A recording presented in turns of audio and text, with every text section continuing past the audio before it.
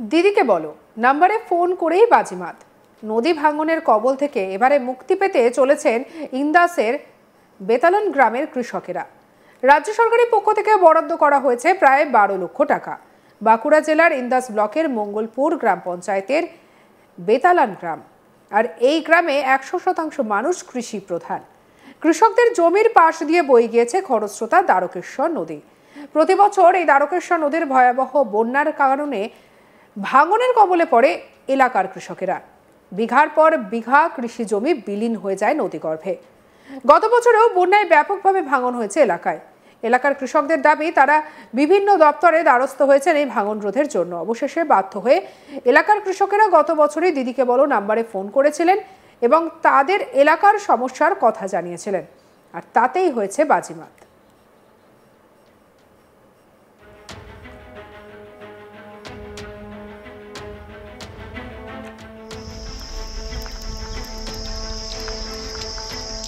রাজ্য সরকারের পক্ষ থেকে অতি তৎপরতা লক্ষ্য করা গিয়েছে। তড়িঘড়ি রাজ্য সরকারের উদ্যোগে সেচ দপ্তরের পক্ষ থেকে প্রায় 12 লক্ষ টাকা বরাদ্দ করা হয়েছে এলাকার ভাঙন রোধের জন্য। যুদ্ধকালীন তৎপরতার সঙ্গে ভাঙন রোধের কাজ চলছে। প্রশাসনিক আধিকারিক থেকে শুরু করে বরাদ পাওয়া সংস্থার দাবি, বর্ষার আগে এই কাজ সম্পন্ন হবে। কি বলছেন বিডিও সুরেন্দ্রনাথ পতি, শুনবো। আমরা একটা ওয়ার্ক অর্ডার পেয়েছিলাম আমরা রিসেন্টলি, এবং এখানে এটা আমাদের executive engineer Damodar canal division করছেন এই কাজটা, এবং এটার অ্যাপ্রক্স বাজেট আমার কাছে যে ওয়ার্ক অর্ডারের কপি আছে সেখানে প্রায় এটা ওয়ার্ক অর্ডার প্রায় 12 লাখ টাকা 13 লাখ টাকার কাছাকাছি একটা ওয়ার্ক অর্ডার আছে কাজটা, এবং এটা যে বর্ষার আগেই প্রায় শুরু হয়েছে কাজটি, এবং এটা ভালো যে আমাদের এলাকাবাসীদের ডিমান্ড ছিল এটা। এলাকার সমস্যা রইল কৃষকদের, আপাতত সেটা এটা একটা কিছু অস্থায়ী সমাধান তো অবশ্যই বটে, এবং এর পার্মানেন্ট সমস্যা সমাধান করতে হলে তো অবশ্যই একটা সেটা মানে স্থায়ী ড্যাম নির্মাণ করতে হবে, মানে গার্ডওয়াল টাইপের। এটা তো একটা অস্থায়ী বাঁধ হচ্ছে, তো মানে পার্মানেন্ট সলিউশন গার্ডওয়ালই হচ্ছে এটা পার্মানেন্ট সলিউশন। কতটা সমস্যায় পড়তো এলাকার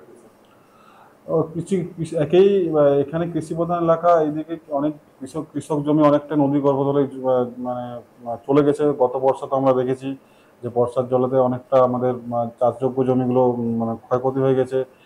এবারও বর্ষার আসছে, এবং বর্ষার আগে যে এটা কাজটা শুরু হয়েছে এতে অবশ্যই অনেকটাই কৃষকদের উপকার হবে। সভাধিপতি অনুসুয়া রায় কি বলছেন, শুনবো তার কথাও। ইরিগেশনের পক্ষ থেকে হচ্ছে প্রায় 12 লাখ টাকা খরচ করে গার্ডওয়ালের ব্যবস্থা হচ্ছে, যাতে নদী ভাঙন রোধটা হয়, চাষের জমিগুলো যাতে নদীগর্ভে তলিয়ে না যায়। এলাকার মানুষের সুবিধার্থেই এই প্রজেক্ট মানে নেওয়া হয়েছে। এর কাজ এখন চলছে, খুব দ্রুতগতিতেই কাজ চলছে। বর্ষার আগে অবশ্যই এই কাজ শেষ করার জন্য আমরা চেষ্টায় আছি।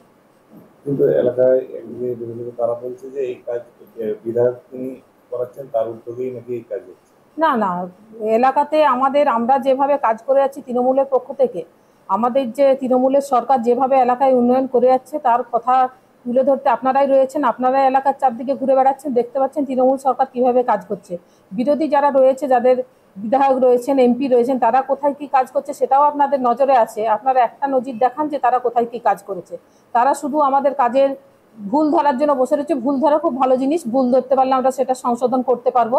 আমাদের যে কাজ করে তারই ভুল হয়, যে কাজ করে না তার ভুল হয় না। তাদের কাজ আপনারা নিশ্চয়ই দেখতে পাচ্ছেন, আপনারাও নিশ্চয়ই তুলে ধরবেন তাদের কাজ। তারা এতদিন ধরে কি কাজ করছে, এমপি রয়েছে, এমএলএরা রয়েছে।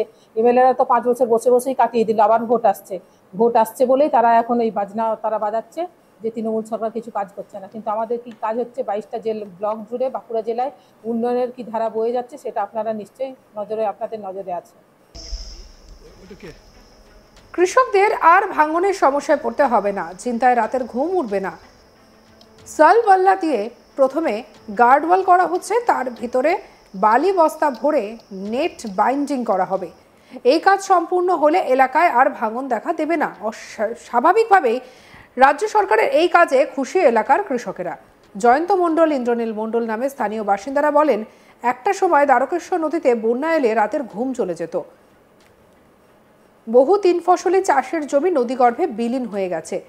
ব্যাপক আর্থিক ক্ষতির মুখে পড়তে হয়েছে এলাকার কৃষকদের।